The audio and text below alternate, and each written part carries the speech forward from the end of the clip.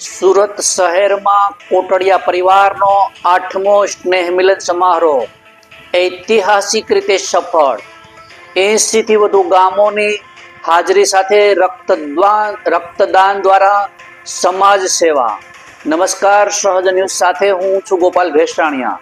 સુરતથી અમારા પ્રતિનિધિ ભરત કોટડિયા પાસેથી મળતી માહિતી મુજબ સુરત શહેરમાં વસતા સમસ્ત કોટડિયા પરિવાર દ્વારા આયોજિત 8મો સ્નેહ મિલન સમારોહ તાજેતરમાં જ અત્યંત ભવ્યતા, ઉત્સાહ અને સેવાભાવ સાથે સંપન્ન થયો હતો.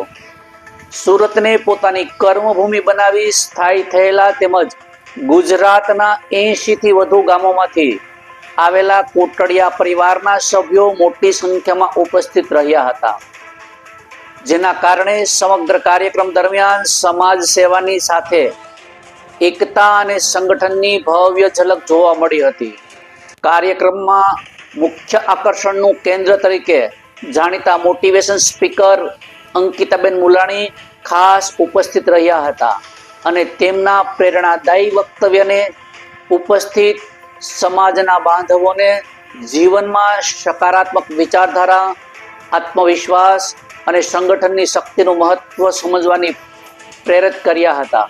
સ્નેહ મિલન સમારોહની સાથે સાથે સમાજની ઉત્તમ ભાવના વ્યક્ત કરતી વિશાળ રક્તદાન કેમ્પનું પણ આયોજન કરવામાં આવ્યું હતું, જેમાં મોટી સંખ્યામાં યુવાનો તથા પરિવારજનો દ્વારા સ્વેચ્છાએ રક્તદાન કરવામાં આવ્યું હતું. આ રક્તદાન કેમ્પ માનવ સેવાના ઉત્તમ ઉદાહરણ રૂપે નોંધપાત્ર રહ્યો હતો. સમાજ શ્રેષ્ઠીઓ અને ટ્રસ્ટી મંડળની ગૌરવસભર હાજરીથી કોટડિયા પરિવાર એજ્યુકેશન એન્ડ ચેરિટેબલ ટ્રસ્ટના ટ્રસ્ટી મંડળના માર્ગદર્શન હેઠળ આયોજિત આ સમારોહમાં સમાજના અગ્રણી, ઉદ્યોગપતિઓ, આગેવાનો અને શ્રેષ્ઠીઓની વિશેષ ઉપસ્થિત રહ્યા હતા. ટ્રસ્ટ દ્વારા શિક્ષણ અને આરોગ્ય, સામાજિક ક્ષેત્રે કરવામાં આવતી વિવિધ પ્રવૃત્તિઓની માહિતી પણ આપવામાં આવી હતી. આ તકે ઉપસ્થિતોને વિશેષ માહિતી આપવામાં આવી હતી. સુરતમાં રોજગાર અને વ્યવસાય માટે વસેલા 80 થી વધુ ગામોના કોટડિયા પરિવારો આ સ્નેહ મિલનમાં જોડાયા હતા.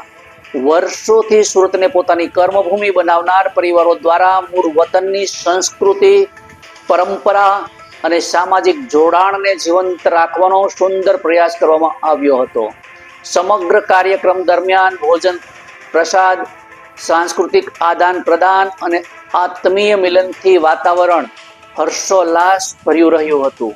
કાર્યક્રમના અંતે ટ્રસ્ટી મંડળ દ્વારા તમામ સ્વયંસેવકો, રક્તદાતાઓ તથા ઉપસ્થિત મહેમાનો, જ્ઞાતિબંધુઓનો આભાર વ્યક્ત કરવામાં આવ્યો હતો. રિપોર્ટર ભરત કોટડિયા, સહજ ન્યૂઝ, સુરત.